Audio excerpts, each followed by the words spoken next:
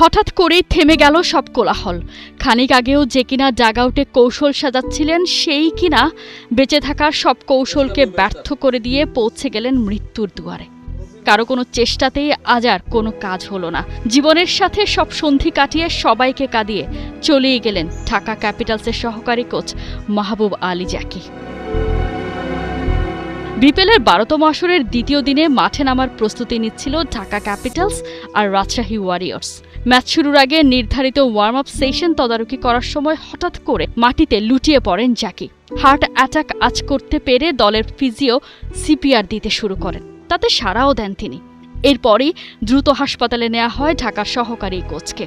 তবে হাসপাতালে যাওয়ার পর তার আর পালস পাওয়া যায়নি। পরীক্ষা নিরীক্ষা করে দায়িত্বরত চিকিৎসক জানিয়ে দিলেন শেষ ফয়সালা।